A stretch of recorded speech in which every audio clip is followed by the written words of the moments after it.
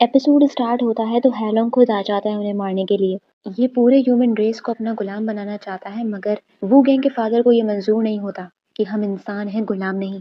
इसीलिए अपनी पावर्स के जरिए इससे लड़ता है। हाईलोंग का तो एक बाल भी बाका नहीं होता और कहता है कि जिस बर्ड की ताकत पर तुम उड़ रहे हो ना, इसको भी मैंने ही पहले मारा था। मगर वू गैंग का फादर हार नहीं मानता और अब दोबारा इसे मारने लगता है।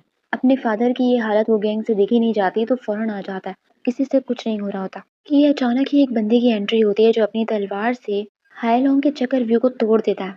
और पता चलता है कि वो गैंग का अंकल होता है जो काफी टाइम से गायब था और आज मदद के लिए आ जाता है। अब ये दोनों मिलकर हाईलोंग पर अटैक करते हैं, मगर फिर भी इसको कुछ असर नहीं हो रहा होता। तो शीजिन वो गैंग के अंकल से लड़ने के लिए आ जाता है और उनको अपने साथ उलझा देता है, जिसकी वजह से दोबारा से वो गैंग का फादर उससे फाइट में हारने लगता है। उधर आगू भागते भागते एकदम से बेहोश हो जाता है। वहाँ वो गैंग का फादर अभी भी हिम्मत नहीं हारा होता और दोबारा खड़ा हो जाता है उससे लड़ने के लिए। इसीलिए हैलोंग थोड़ा इम्प्रेस हो जाता है उससे कि तुम कुछ अलग ही तरीके के इंसान हो। वो गैंग का फादर जब उससे फाइट करता है तो पहली बार उसकी उंगली में छोटी सी चोट लग जाती है। हाईलोंग ये देखकर हैरान हो जाता है कि इतने सालों में आज तक किसी ने मुझे एक छोटी सी खरोच तक नहीं मारी। हाईलोंग क्या करता है कि अब उसके सारे विंग ही तोड़ देता है, जिसकी वजह से उसकी पावर्स खत्म हो जाती हैं और वो ये जंग हार जाता है। मगर वो अपने एंड वक्त में भी उसके सामने खड़ा हो जाता है कि हम तुम्हारे गुलाम नहीं है, और खड़े खड़े ही उसकी डेथ हो जाती है। वो गैंग और उसकी माँ की तो हालत खराब हो जाती है। वो वूगैंग को अपने साथ किसी और जगह ले आती है, जहाँ पर इसके फादर की रूह 2 मिनट के लिए आती है उससे बात करने के लिए कि तुम्हें अब मेरा ड्रीम पूरा करना है, तुम्हें इंसानों को गुलामी से आज़ाद करवाना है। ये कहकर उसका फादर गायब होने लगता है।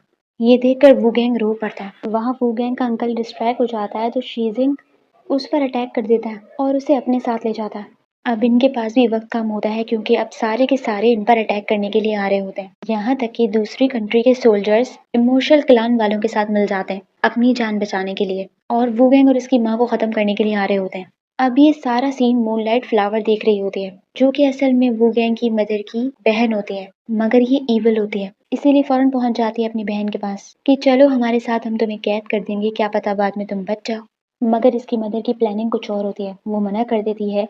तो उसकी ईविल बहन इस पर अटैक कर देती है। तो अपनी माँ को बचाने के लिए वो गैंग जब बीच में आता है तो पावर्स उसे लग जाती हैं। वो अपने बेटे को बचाने के लिए चारों तरफ आग लगा देती है ताकि कोई भी अंदर ना आ सके, और उसके बाद चाकू निकाल लेती है। वो गैंग हैरान होता है कि आप क्या करने वाली हैं, और हिम्मत करके चाकू अपने बेटे को मार देती है। वो बेचारा हैरान हो जाता है कि मैंने ऐसा क्या गलत कर दिया कि आपने मेरे साथ ये किया। तो इसकी माँ कहती है कि मुझे माफ कर दो, मैं तुम्हारे साथ हमेशा रहूंगी। ये सीन देखकर तो मूनलाइट फ्लावर भी इमोशनल हो जाती है और आग इतनी लग जाती है कि उसकी माँ भी नहीं बचती और दोनों की डेथ हो जाती है। उधर बायकाय आगू को ढूंढ लेती है, वो बेहोश पड़ा होता है तो उसे उठाकर घर ले जाती है।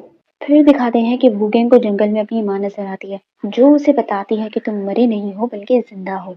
जब ये पैदा भी नहीं हुआ था तब से इसकी माँ को आज के दिन का पता था कि ये वार होगी, इसीलिए ये पहले से ही सारी तैयारी कर कर बैठी हुई होती है। और आगू जो होता है वो असल में वूगेंग के ही सोल का एक हिस्सा होता है, जो कि इसकी माँ ने रखा था कि अगर वो गैंग को कुछ हो गया तो वो बाद में आगू की बॉडी में जा सकता है, फिर उसका सोल कंप्लीट हो जाएगा।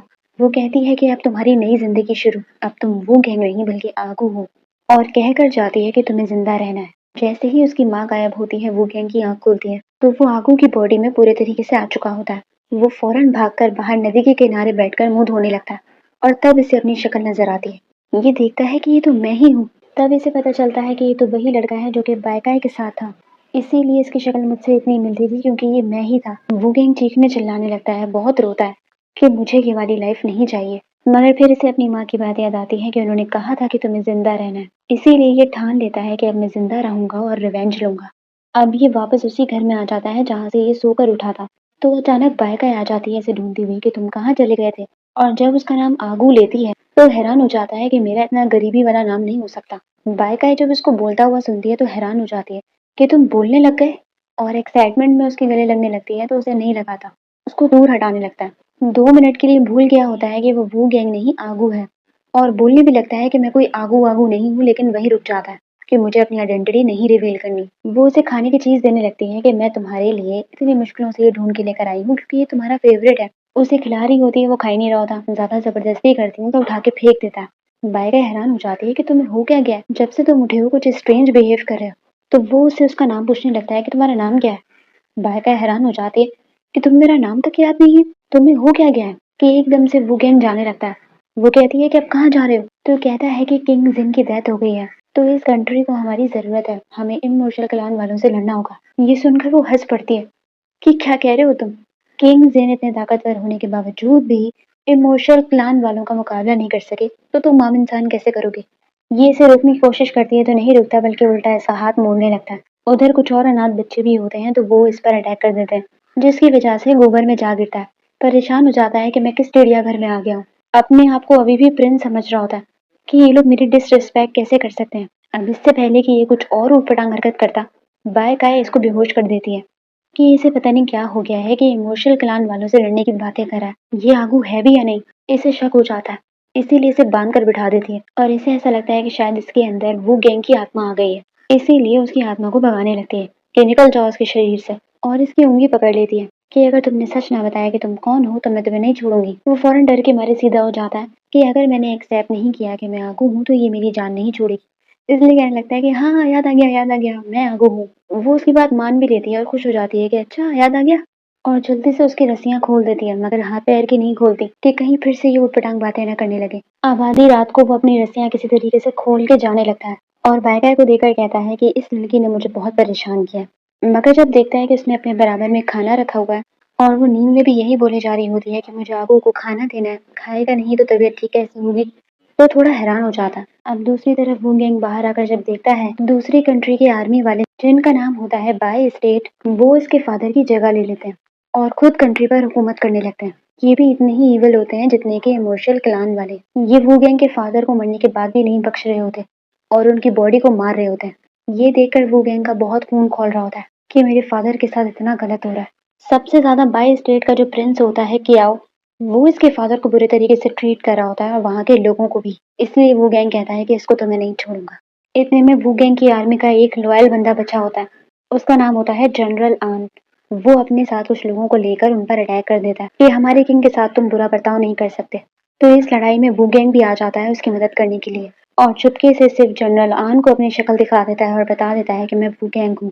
वो तो बहुत खुश हो जाता है कि चलो किंग जिन का कोई वारिस तो बचा है। वो गैंग अपनी फादर की बॉडी को मुक्ति दे देता है और कुछ देर वहीं बैठा रहता है, जिससे वो कियाओ की नजरों में आ जाता है और जनरल आन को बचाकर वहां से ले जाता है। इतने में ये सारा सीन बाय गाय छुप कर देख लेती है। वो गैंग जनरल आन को बाय गाय के घर में ही लाता है और इससे अपनी आइडेंटिटी छुपाने को कहता है कि मैं आगू हूँ, वो गैंग नहीं। और हर जगह उसके ट्रीटमेंट के लिए दवाई ढूंढने लगता है तो बाय गाय आकर उसे दवाई देती है। वो सच बता देता है कि ये बंदा खतरे में था तो मैंने इसकी जान बचा ली और यहाँ ले आया। वो गैंग को तो आज तक किसी ने ऐसे ट्रीट नहीं किया होता, ना कभी मारा होता। इसीलिए जब बाय गाय उसे बात बात पर मुक्के और चमाटे देती रहती है, इसीलिए कहता है कि तुम बात बात पर मारती क्यों रहती हो।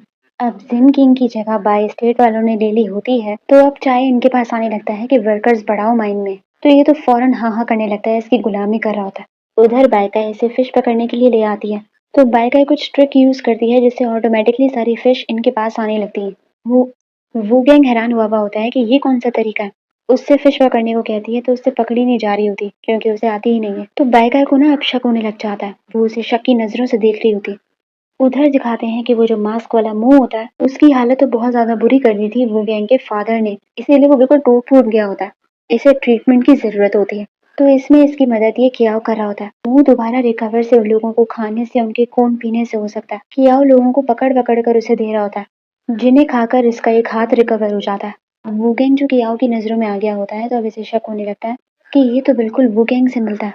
तो अपने लोगों से कहकर हर जगह वो गैंग से मिलते जुलते लोगों को पकड़ने को कहता है। अब जैसा कि बायकाय को इस पर शक हो जाता है तो ये इसे ट्रैप कर लेती है जाल में बंद करके और फिर पूछती है कि सच बताओ कि तुम कौन हो। क्योंकि आगू जानता था कि मैं फिश कैसे पकड़ती हूँ, आगू को फिश पकड़नी भी आती थी, इसलिए सच बताओ कि क्या किया है तुमने आगू के साथ। और यही एपिसोड खत्म हो जाता है। तो आप लोग मुझे बताइए आप लोग एपिसोड कैसी लगी। लाइक कीजिए, सब्सक्राइब कीजिए और कमेंट भी कर लीजिए। Thank you so much.